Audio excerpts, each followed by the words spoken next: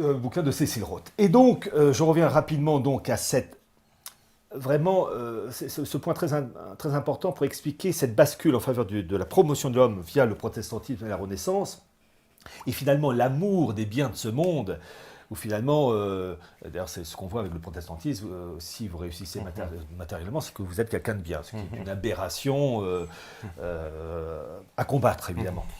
Et donc c'est ça qui peu à peu imprègne les esprits, et bien ça va donc s'insinuer dans les esprits, et peu à peu va surgir et apparaître vraiment au XVIe siècle. Et ça, cela oblige, pour comprendre cette bascule, cela oblige, et c'est le quatrième point, à voir ce qu'on appelle les racines et les caractéristiques du judaïsme talmudique. Parce qu'il faut d'abord définir les termes et voir les origines profondes. Alors, n'hésitez pas, si y a des termes que vous considérez pas bien définis ou qu'il y a des doutes, à me reprendre. Mais voyez-vous, je vais essayer d'être le plus factuel possible, de telle manière que peu importe les convictions des personnes qui nous écoutent, au moins, quand je dis que le Christ est mort crucifié, ou pendu, ou décapité, d'un point de vue culturel, point de vue culturel historique, et culturel et religieuse, c'est crucifié. Voilà. Je vais donc être le plus factuel possible. Surtout que c'est un sujet légèrement délicat. Oui, on marche sur des œufs, mais on a l'habitude. Délicat, et ma foi, on se dit, bon, vivons dangereusement.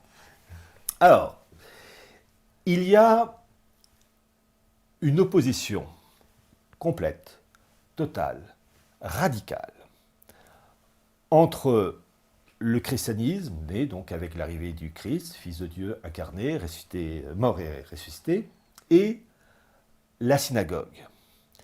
Pourquoi ? Le christianisme dit que le Christ est le Messie. Ce Messie, dans la tradition juive, était attendu. Et lorsqu'il est arrivé, avec Jésus de Nazareth, il a été reconnu par quelques juifs, le vieillard Siméon, et puis ensuite les premiers apôtres, qui, le reconnaissant, n'ont plus été juifs, mais sont les premiers catholiques. Il ne faut pas... Saint-Pierre est le premier catholique. Certains disent, oui, c'était pas encore l'Église catholique, il faut me mettre la date de bascule. Non, c'est la fondation du catholicisme. Bon, mais mis à part les quelques juifs à reconnaître le caractère messianique du Christ, les juifs, dans leur immense majorité, ne reconnaissent pas ce caractère messianique. Et pour eux, ce Christ, se présentant comme le Messie, c'est un véritable imposteur, c'est une honte, c'est une aberration qu'il faut détruire, qu'il faut abattre, et il faut en particulier détruire tout ce qui émane de sa pensée, que ce soit la jeune Église qu'il lance et qui va être incarnée par les papes, mais aussi les États qui vont s'inspirer du modèle catholique et qui vont donner par la suite la France, l'Espagne, l'Italie, enfin l'Angleterre, et je dis surtout la France avec le baptême de Clovis, et vous allez comprendre pourquoi. Et donc, du fait de la montée en puissance du christianisme, la synagogue va fabriquer une pensée, un ordre de pensée pour combattre le christianisme et aussi protéger les juifs d'un monde qui devient hostile à leur pensée. Et c'est le Talmud. Alors, le Talmud, on peut le résumer, en gros, c'est un sorte de code juridique pour permettre aux juifs de vivre dans un monde qui devient hostile d'un point de vue spirituel et politique. Et alors, vous avez deux types de Talmud, vous avez le Talmud de Jérusalem et de Babylone. Et donc, ce Talmud qui naît, le Talmud n'existait pas du temps de Moïse, c'est une création après la naissance du Christ, et c'est une création en réaction à la menace, entre guillemets, incarnée par le Christ, et puis ensuite ses adeptes et la jeune Église, et ensuite les États qui s'inspirent du catholicisme. Et donc, vous avez deux mondes qui s'opposent, deux visions, le christianisme qui dit « notre Messie est arrivé, c'est le Christ », et les Juifs, la synagogue, qui disent « non, c'est un imposteur, il faut détruire ses œuvres ». Nous, on attend toujours le vrai Messie. Nous attendons le vrai. Donc, vous avez deux mondes absolument inconciliables. Et pour la synagogue, il faut à tout prix effacer tout ce qui est création de l'esprit catholique lancé par le Christ.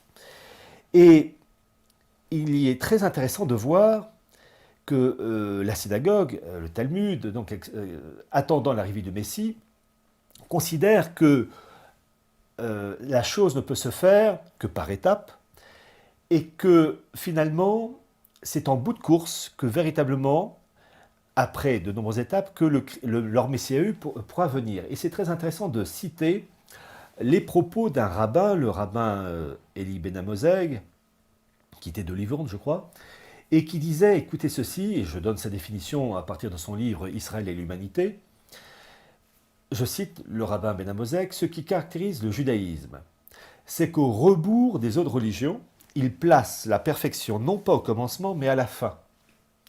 Telle est en effet la signification de l'ère messianique qui l'attend et que nous définissons ainsi la foi en la perfection future, religieuse, morale, sociale et matérielle du genre humain, qui doit avoir son accomplissement dans les derniers temps. Et là, vous avez véritablement une déclaration de guerre, parce que vous avez une opposition complète entre le monde catholique lancé par le Christ, qui lui a posé les fondations, ça y est, le Messie c'est lui, tout se construit à partir de lui, c'est d'un point de vue spirituel et temporel, et la synagogue qui dit tout l'inverse. Nous, c'est pas le début, c'est à la fin. C'est à la fin, ouais. Donc vous voyez, entre le départ pour les catholiques et les juifs qui disent eux c'est à la fin, et qui disent qui plus est qu'il faut arriver par étapes à cet idéal pour favoriser le retour du Messie, roi des Juifs, eh bien, il faut donc procéder à des mesures qui, quelquefois, vont être violentes. Alors, c'est très intéressant de voir que, pour cela, il faut, et là je ne fais que reprendre exactement les travaux d'un éminent auteur israélien, historien et philosophe, qui s'appelait Gershom Scholem, qui a écrit un livre passionnant qui s'intitule « Le messianisme juif, essai sur la spiritualité du judaïsme », que j'ai lu crayon à la main, qui est mort en 1982, qui est à l'origine un juif allemand, et qui donne une explication du messianisme juif. Donc j'ai dit que le rabbin Ben Amozeg dit que c'est à la fin. Bon. Et que pour accéder à cet idéal, permettant donc le retour d'un jardin d'Éden, d'un nouveau jardin d'Éden, il faut passer par des étapes qui, dans l'idéal du messianisme juif, passent obligatoirement par des catastrophes et des révolutions. Et ces catastrophes, révolutions permettent de rebondir pour peu à peu, à nouveau, relancer une course pour aboutir, en fin de course, à l'arrivée du Messie. Et pour cela, je vais citer un extrait absolument extraordinaire de cet historien israélien, Gershom Scholem, sur le messianisme juif. La citation est un peu longue, mais elle est très profonde et chaque mot a son importance, avec des répercussions politiques, économiques, militaires, puis regardons ce qui se passe dans le monde. Et après avoir lu cela, vous allez comprendre mieux l'idéal du messianisme juif. Je cite Gershom Scholem, « Le messianisme, en effet, a toujours eu pour objet le rétablissement de l'existence nationale. Bien qu'il mène également au-delà de celle-ci, le messianisme apocalyptique a concilié de façon presque spontanée les promesses et les traditions antiques avec de nouvelles raisons d'y adhérer, avec de nouvelles interprétations et réinterprétations. Le messianisme est pris alors dans la conscience juive un double aspect qu'il a gardé depuis. Ces deux aspects du messianisme se fondent sur les paroles des prophètes où on les rencontre de façon plus ou moins explicite, un aspect qui souligne les cataclysmes et les destructions qui doivent accompagner la venue de la rédemption. Je reprends cette phrase. Un aspect qui souligne les cataclysmes et les destructions qui doivent accompagner la venue de la rédemption, et un aspect d'utopie quant à ce que seront les réalités messianiques. Le messianisme juif est, dans son origine et dans sa nature, on ne saurait jamais y insister, l'attente de cataclysmes historiques. Il annonce des révolutions, des catastrophes qui doivent se produire lors du passage du temps de l'histoire présente au temps futur messianique. Ces cataclysmes et ces visions funestes prennent un tour nouveau et propre dans les visions de la venue du Messie. On les retrouve en effet dans l'ère de transformation ou de destruction qui verra naître la rédemption messianique. C'est pourquoi cette période est regardée dans le judaïsme comme celle des souffrance de l'enfantement du Messie. Messianisme juif, Gershom Scholem, pages 31 et 32. C'est-à-dire que quand on lit ça, ça veut dire que l'arrivée de leur Messie qu'ils attendent en bout de course ne peut arriver que dans la souffrance, par des révolutions, des catastrophes, j'allais dire par le principe de ordo ab chao, et que peu à peu, grâce à ces souffrances, à ces guerres, à ces révolutions, et après tout, la révolution de 1789 en est le prototype le plus parfait. D'ailleurs, je cite à un moment donné un passage de Gershom Scholem sur la Révolution française, que je citerai tout à l'heure plus exactement quand je parlerai des branches comme Sabbatai Tzvi et Jacob Frank, où il parle de la Révolution française qui correspondait finalement à cet idéal de catastrophe pour passer à une étape supérieure. La citation est un peu longue, mais elle est d'une profondeur. Bon. Donc, c'est très intéressant de voir que le Messie que les Juifs attendent toujours, c'est en bout de course. J'ai repris ce qu'a dit le rabbin Ben Amozeg. Et pour y arriver, il faut des catastrophes, des révolutions, des cataclysmes. Et plus c'est lourd, plus ces révolutions sont lourdes, puissantes, etc., plus on accélère l'arrivée de ce Messie. On peut dire qu'on est dans une période assez prolifique. J'osais à peine le dire. J'osais à peine le dire. Effectivement, on est dans une époque où... bon, bref. D'ailleurs, ce n'est pas pour rien que le 23 septembre 2012, vous avez eu la prière de toutes les communautés juives pour l'arrivée du Messie, c'est-à-dire dans la tradition catholique de l'Antéchrist, parce que s'ils l'ont fait, c'est qu'ils estiment que l'organisation planétaire du monde est suffisamment avancée d'un point de vue spirituel et temporel pour être couronné par leur Messie. Vous êtes au courant de ça, du 23 septembre 2012, vous vérifiez sur YouTube la prière pour le Messie, le Messia, 23 septembre 2012, prière, s'ils l'ont fait, c'est qu'ils estiment que l'organisation planétaire est suffisamment animée des souffrances de l'enfantement. Il n'y a pas de péridurale dans ces trucs-là. Et pour être couronné par leur Messie à eux. Et ben, on peut dire que, effectivement, donc c'est-à-dire que c'est vraiment par le chaos quoi, qui je ne fais que reprendre. Un accouchement dans la douleur. Hein. Le messianisme juif est dans son origine et dans sa nature. On ne saurait jamais assister là tant de cataclysmes historiques. Donc, quand on voit les cataclysmes comme la révolution bolchevique, 1917, le nazisme, pourquoi pas, la révolution de 1789, tous les grands événements politiques et militaires et économiques. Les guerres mondiales, etc. Bien les souffrances de l'enfantement, quand ça se traduit par des morts, on peut se dire que ça peut rendre service. Si vraiment on reprend les textes. Les textes. Et après tout, c'est quand même spécial de Gershom Scholem et je lui fais confiance. Et ben on va faire une petite pause, ça tombe bien. C'est pile poil l'heure, la régie elle est prête. Et puis on revient juste après. Et puis bon, les questions on répondra à la fin. Parce que je sais qu'il y en a beaucoup là. Une avalanche de questions. À la fin on répondra aux questions évidemment. Surtout qu'il y a déjà un développement. Il y a différents morceaux de puzzle et après il faut synthétiser tout ça. D'accord. Et ben on revient juste après. C'est la pause. À tout de suite sur la libre antenne. À vous la régie.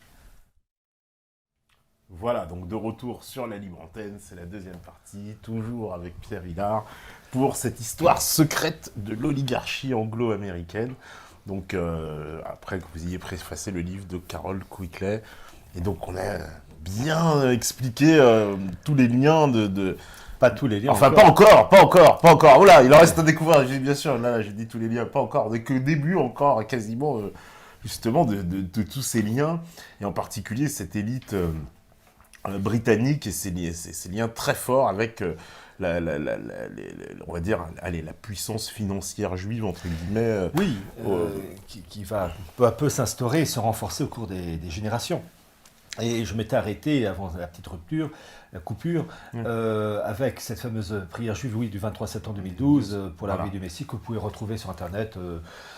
Messia, Messie, 23 septembre 2012, prière. Bon, alors. J'ai parlé du messianisme juif qui passe, donc, en citant Gershom Scholem, par des étapes, les souffrances de l'enfantement qui précèdent l'arrivée du Messie. Cataclysme, voilà, c'est la phrase.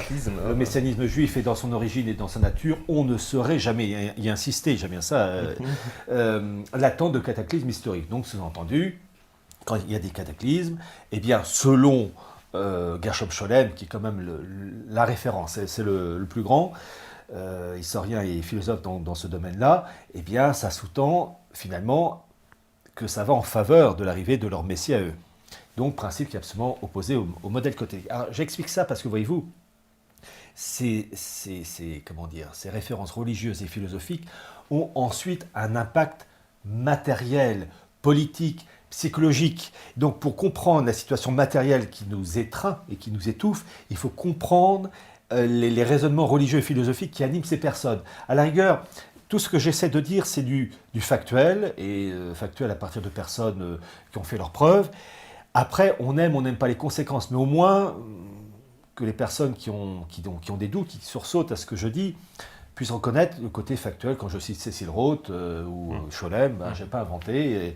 Et d'ailleurs, en gros, je raconte ça dans cet avant-propos du bouquin de Quickley, Histoire secrète de l'oligarchie anglo-américaine, et je le rappelle, vous devez l'avoir, c'est un bouquin génial, qui appartient vraiment à la catégorie des grands livres. Alors, j'ai parlé donc du Talmud, et je vais continuer à brosser les éléments clés de ce judaïsme qui donc s'est développé sous une autre forme avec le Talmud après l'arrivée du Christ, avec la Kabbale. Alors, la Kabbale, c'est, je vais donner la définition donnée par Gershom Scholem à partir de son ouvrage La Kabbale et sa symbolique aux éditions Payot et Rivage, page 7, je cite Gershom, la Kabbale, littéralement transmission, à savoir la transmission des choses divines, concerne la mystique juive.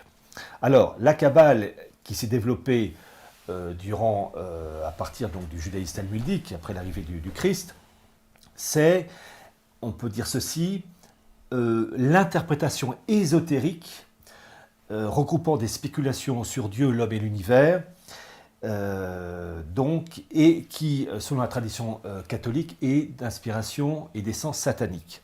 Car cette Kabbale liée au Talmud fait appel à la magie, aux esprits, aux chiffres, où on essaie de découvrir une vérité. Et je verrai tout à l'heure certains rabbins qui étaient dans des moments de transe, délivrer des messages. Bon, des moments de transe, c'est tout simplement une possession démoniaque. Bon, et je citerai entre autres Sabbatai Tzvi et Jacob Frank, mais on en parlera tout à l'heure. Donc, la Kabbale, c'est un ensemble d'interprétations ésotériques sur Dieu, l'homme et l'univers, qui donc appuie le Talmud. Et à cela, un autre élément doit être traité, ce qui est la gnose. La gnose, et c'est un élément capital, c'est un ensemble de spéculations et de réflexions permettant de judaïser le catholicisme afin de le rendre, enfin en tout cas de vider de sa substance depuis son lancement avec la révélation. Et cette gnose a été d'une certaine manière un peu le cancer de l'Église, un peu même beaucoup, depuis 2000 ans. Et cette gnose qu'on retrouve d'ailleurs chez les humanistes, Pétrarque, Marcille Ficin ou Pig la Mirandole, qui peu à peu consiste à édulcorer le catholicisme et à lui donner une teinte de plus en plus judaïsée. De telle manière que le catholicisme prenne les couleurs de la synagogue et perde ses références propre à la tradition de l'Église. Et donc c'est un élément capital, et il va de soi que ces éléments sont utilisés pour, selon l'idéal de la synagogue, abattre l'élément absolument horrible, affreux, qui est l'imposteur pour eux, qui est le Christ, qu'ils reconnaissent en tant que personnage historique, mais qui pour eux, pour la synagogue, pour les élites, n'est absolument pas le Messie que eux ils attendent encore, les Juifs. Et donc, détruire le catholicisme, avec ses conséquences temporelles, son organisation politique, et on va voir pourquoi, c'est substituer une autre forme de religion pour les non-juifs. Et j'ai déjà eu l'occasion d'en parler dans mon livre « Chronique du mondialisme », où j'ai évoqué en particulier le noachisme. Alors le noachisme, c'est une religion pour les non-juifs. Et il y a un mot pour cela, on appelle cela les gentils. Les gentils. Les gentils. Alors, ce sont 7 lois qui donnent référence aux lois de Noé. Et le noachisme, s'appuyant sur cette loi, il y en a une qui est consacrée aux magistrats, qui est chargé donc finalement de gérer la bonne application des 6 autres lois, et qui sont les 6 lois noachites qui interdisent l'homicide, l'inceste, le vol, bon d'accord, rien contre, mais entre autres qui interdisent le polythéisme. Alors, et là je vais essayer d'être le plus factuel et faire en sorte que vraiment tout le monde puisse comprendre la finalité du noachisme pour les non-juifs. L'islam est une religion monothéiste.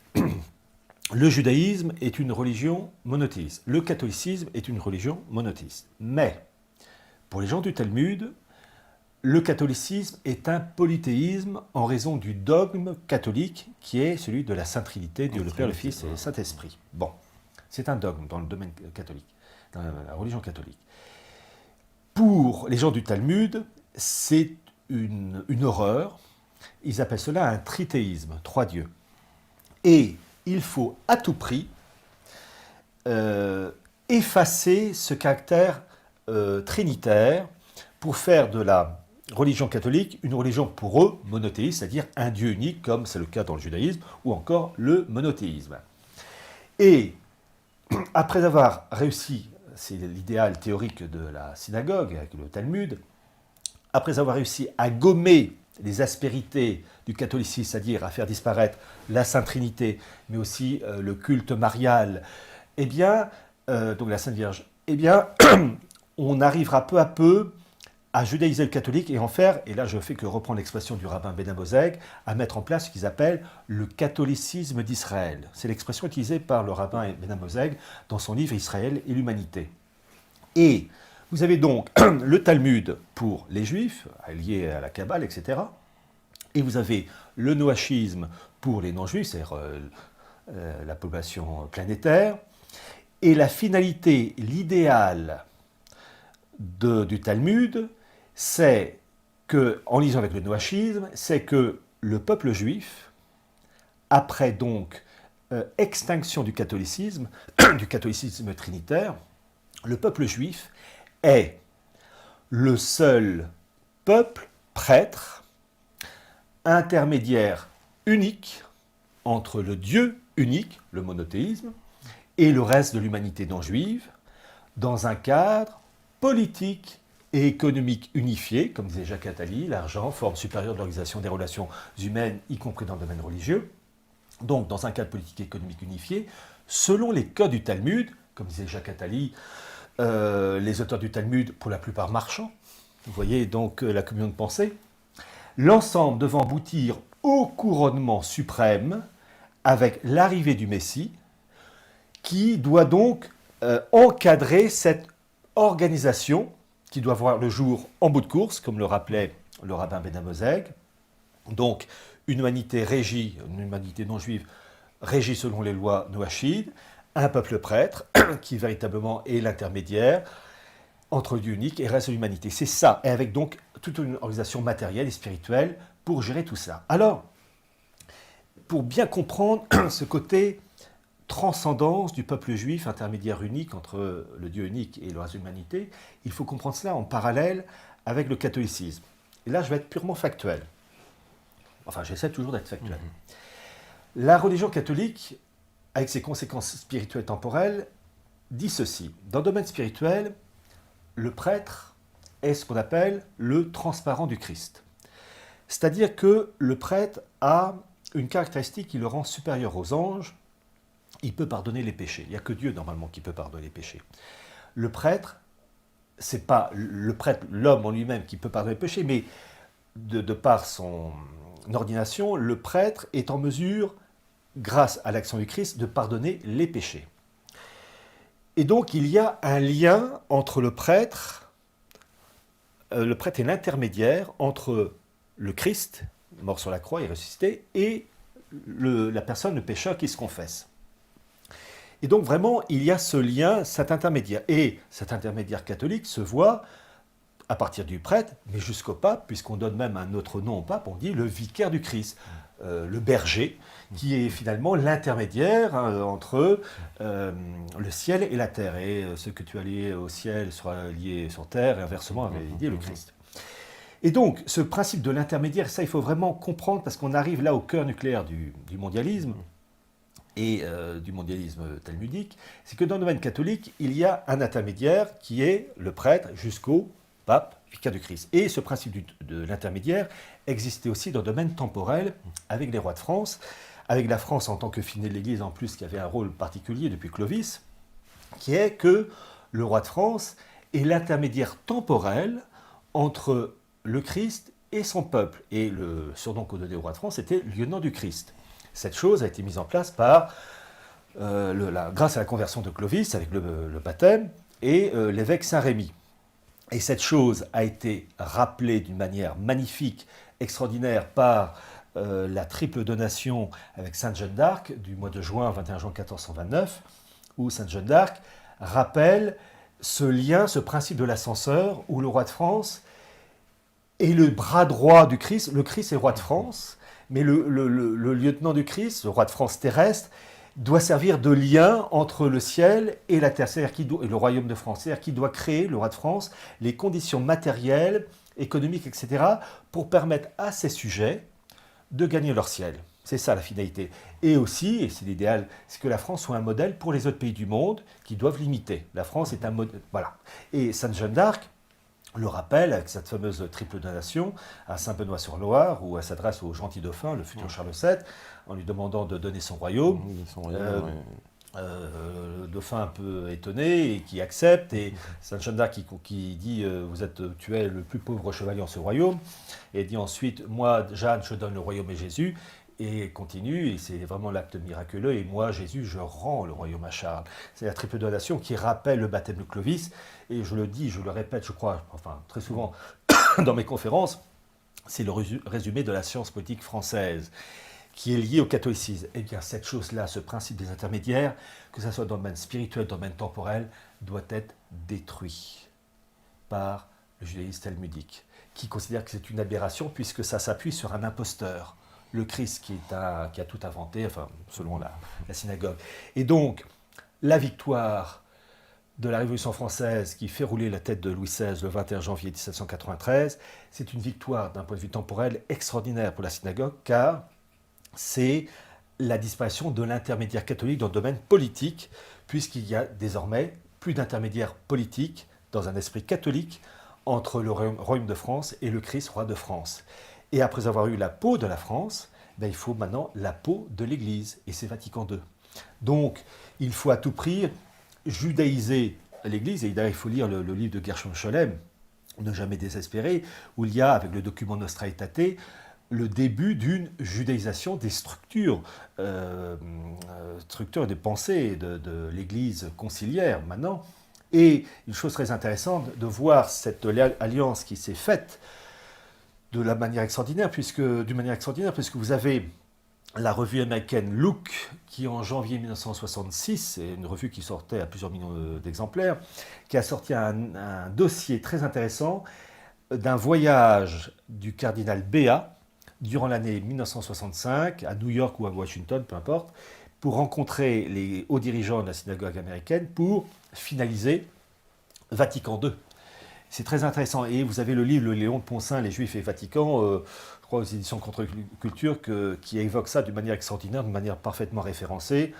Ouvrage remarquable qu'il faut lire à tout prix, et qui évoque entre autres cette revue Look, et dont j'ai pu lire un exemplaire d'ailleurs, l'exemplaire de janvier 66, où effectivement il y a le dossier Cardinal Béat avec le rabbin, je crois Herschel, j'ai un petit doute sur le nom, mais enfin peu importe ce nom, le principe lui il est bien là.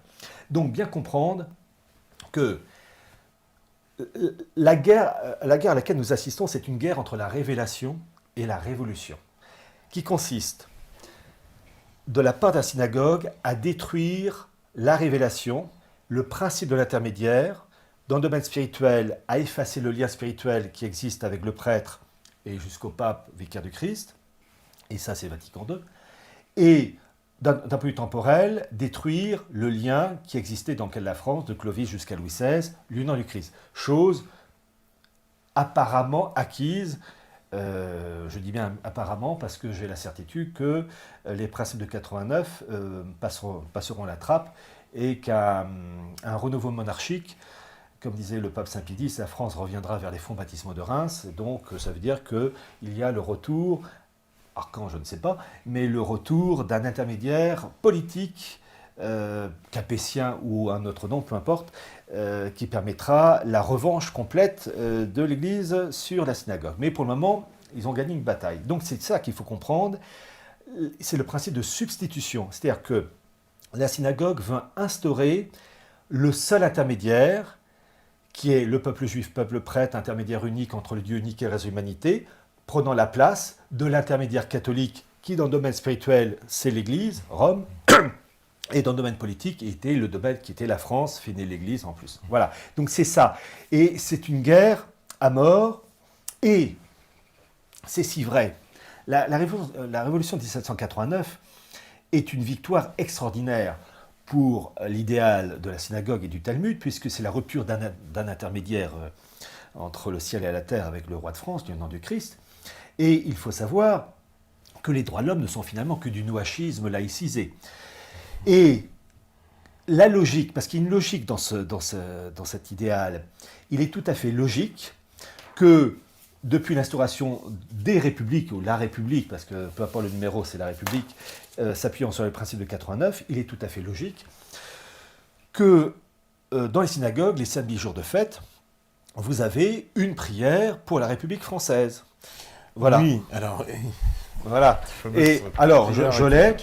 C'est simple, vous pouvez vérifier sur Internet, vous tapez synagogue, République française, prière. Je ne vais pas vous lire toute la prière, mais je vous lis simplement le début. Éternel maître du monde, ta providence embrasse les cieux de la terre. La force et la puissance t'appartiennent, par toi seul tout s'élève et tout s'affermit. De ta demeure sainte, ô Seigneur, bénis et protège la République française et le peuple français. Regarde avec bienveillance depuis ta demeure sainte notre pays, la République française, et bénis le peuple français, que la France vive heureuse et prospère, etc. Incroyable, parce que, petite précision, c'est une prière qui a été, qui a été faite le jour des fameux attentats à Paris. En présence, c'est vous, ça, voilà. Non, c'est pas moi.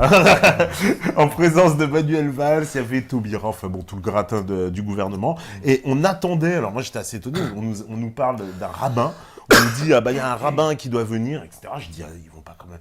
Et ils nous disent, si, on va faire une prière. Alors bon, déjà, le concept laïcité, parce que bon, il paraît, maintenant on voit une petite croix, ça met tout le monde en émoi, mais là, apparemment, ça faisait pas peur. Rabbin. Voilà, donc un rabbin qui vient faire sa prière, et il a fait cette prière-là. Alors j'étais hyper étonné, parce que moi je ne connaissais pas, je me suis dit, mais qu'est-ce que c'est que cette prière? Mais c'est logique. Ouais. C'est logique, parce que voyez-vous, la synagogue, enfin les représentants du Talmud, ne peuvent pas faire une prière, ou ne pouvaient pas faire une prière, pour la monarchie française d'avant 1789. Ils pouvaient, pour des raisons d'ordre pratique et ciblées, faire une prière pour un roi de France parce que dans l'espoir d'obtenir quelque chose. Voilà. Mais ils ne pouvaient pas faire une prière du style Saint-Louis ou Louis XIII, lieutenant du Christ. Ben non, lieutenant du Christ, par définition, le Christ est un imposteur à abattre. Donc ils ne pouvaient pas rendre hommage à un système politique dont les références sont le Christ, Fils de Dieu incarné, mort et ressuscité, puisque la chose abhorrée, détestée, rejetée par le Talmud. En revanche, à partir du moment où il y a eu la rupture du lien avec le ciel, avec la mort de Louis XVI, qui est un meurtre gravissime, parce qu'ils ont vraiment tué le lieutenant. Le roi de France, vous avez l'homme et la fonction. L'homme, plus ou moins à la hauteur, et la fonction royale, qui, elle, est absolument d'une dignité et d'une importance inouïe, puisque c'est le lieutenant du Christ. Vous vous rendez compte, on en frémit normalement. Et quand on a le rappel de Sainte Jeanne d'Arc avec la triple donation, et je rappelle toujours le fameux livre de Louis Hébert et Marie-Christine Rémy, la vraie mission de Sainte Jeanne d'Arc, qu'il faut vraiment se procurer parce qu'il explique vraiment ça très bien avec des preuves, que vraiment on a la définition de la véritable politique française et du résumé de la science politique française, qu'il faut un roi de France, depuis le principe qui a été instauré depuis le baptême de Clovis, qui doit être l'intermédiaire. Et donc cet intermédiaire détruit ne peut que plaire à la synagogue, qui maintenant peut faire des prières sans problème pour la République française, puisque la République française, par définition, s'appuie sur le principe du 89, qui sont l'émanation directe du nouachisme, lui-même émanation du Talmud et de la Kabbale. Donc il y a une communion de pensée qui est très logique. C'est ce que je raconte dans l'avant-propos du bouquin sur le secret de l'oligarchie anglo-américaine. Donc, l'objectif, c'est détruire toute la transcendance catholique avec ses répercussions spirituelles, politiques, économiques et psychologiques. Bon, et instituer, mais étalé sur des générations, le seul intermédiaire qui est la revanche complète de la synagogue sur la révélation et sur le modèle catholique. Et d'ailleurs, à titre d'information, sur mon bouquin Chronique du mondialisme, il y a la citation d'un juif du 19e siècle qui s'appelait Samuel Cohen, qui disait dans son livre, dans un document, pardon, Archives israélites, alors je donne les références toujours, Archives israélites 1847, tome 8, page 801, je vous donne la formule, enfin les propos de Samuel Cohen qui disait: et nous aussi, nous soutenons à l'exemple de célèbres talmudistes qu'il ne faut pas entendre l'arrivée du Messie dans le sens grossier des soi-disant conservateurs. Le Messie est venu pour nous le 28 février 1790 avec la Déclaration des droits de l'homme. Le Messie que nous attendons, c'est la diffusion des Lumières, c'est la reconnaissance de tous les droits, c'est l'émancipation de l'humanité entière. C'est toujours l'humanité et le peuple juif et le peuple en tant que levain pour unir cette humanité. Il y a vraiment il y a un aspect spirituel avec des conséquences politiques, économiques et psychologique. Donc vraiment, c'est ça qu'il faut comprendre. Ce que je raconte là, c'est le cœur nucléaire du mondialisme. Guerre entre la révélation et la révolution. Alors, on se rapproche peu à peu des morceaux du puzzle qui expliquent les origines profondes de cette oligarchie anglo-américaine décrite par Quickley.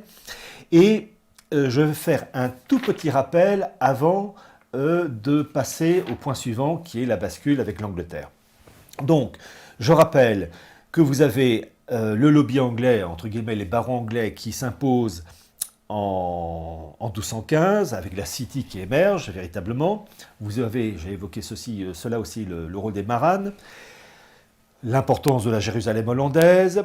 Je vous ai parlé du changement progressif des mentalités parmi les élites européenne, avec d'abord les humanistes, Pétrarque, Pigla-Mirandol, Reuchlin, qui, travaillant en liaison, ayant des échanges intellectuels avec des élites juives, ont peu à peu modifié les structures des élites européennes et qui, peu à peu, se sont décatholisés. Tout ça s'est étalé sur des générations et favorisant donc la naissance, le lancement du protestantisme et de la Renaissance.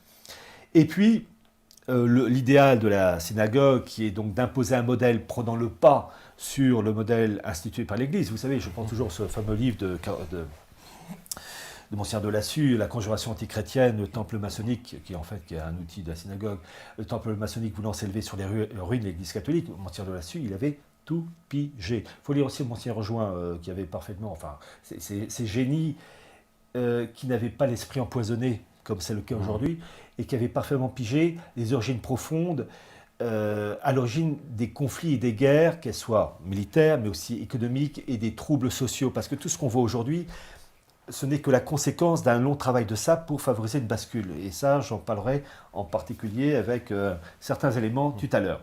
Alors, voilà, j'ai posé un peu le cas des origines. L'origine du protestantisme, la Renaissance, promotion de l'homme, les maranes, etc.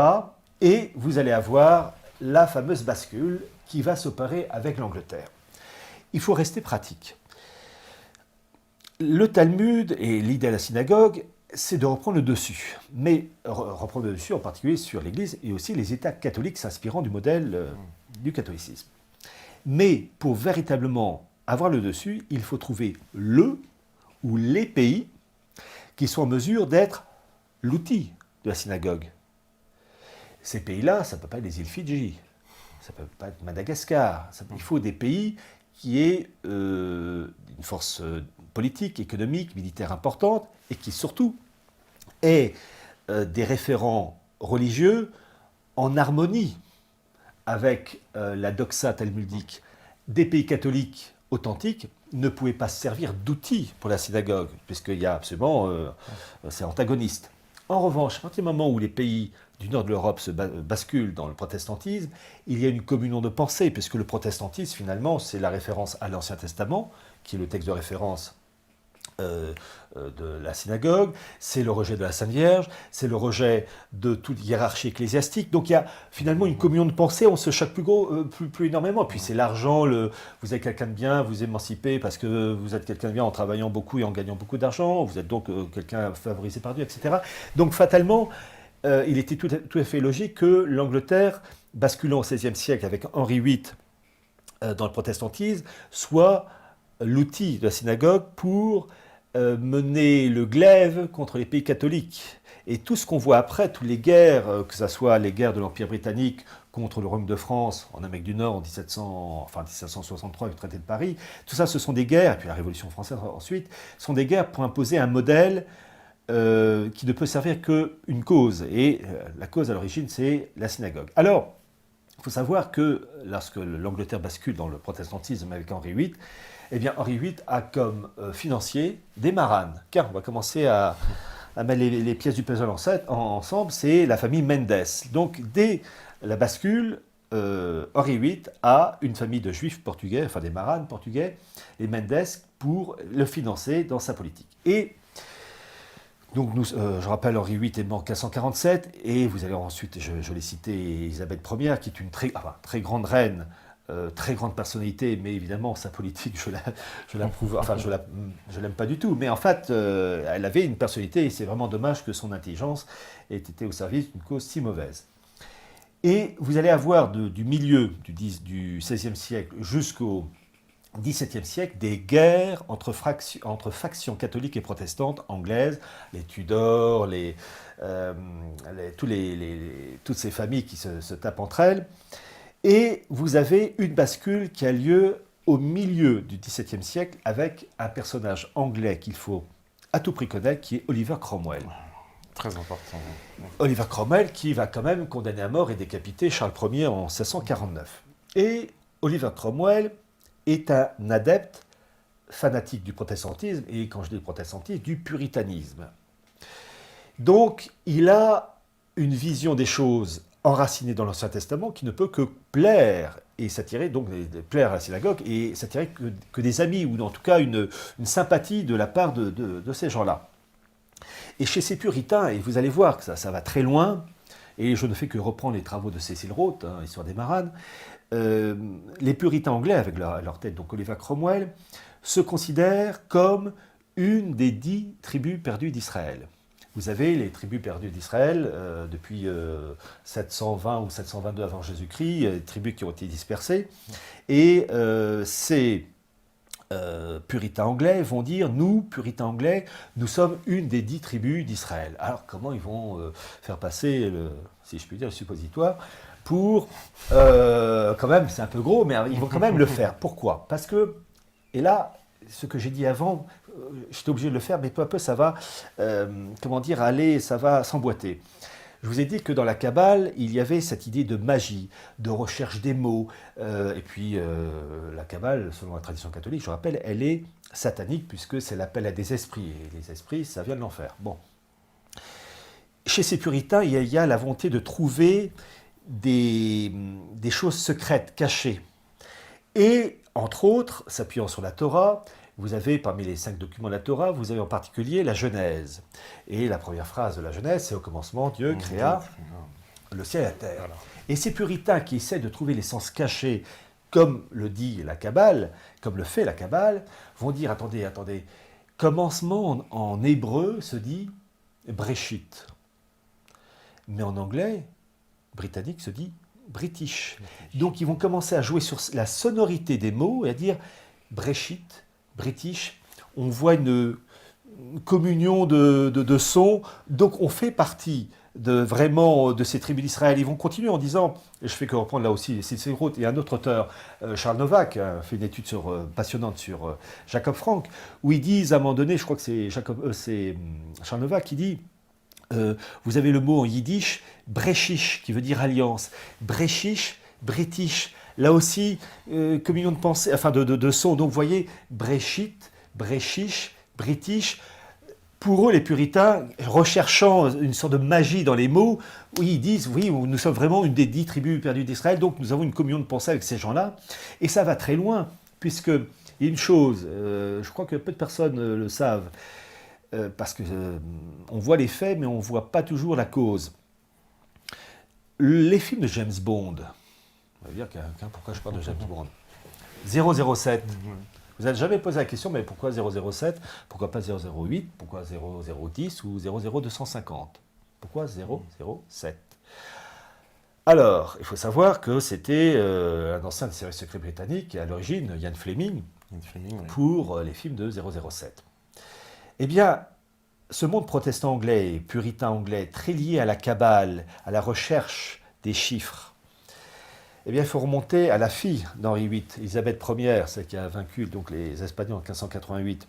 Elle avait un agent secret qui s'appelait John Dee, dit D2E, qui était très lié qui était protestant, mais très lié au monde de l'occultisme, l'ésotérisme, enfin tout ce qui est propre à la Kabbale, donc on sent la communion de pensée, et qui, lorsqu'il fournissait des documents secrets à la reine Élisabeth Ier, pour indiquer que le document ne devait être ouvert que par la reine, mettait le sigle 007.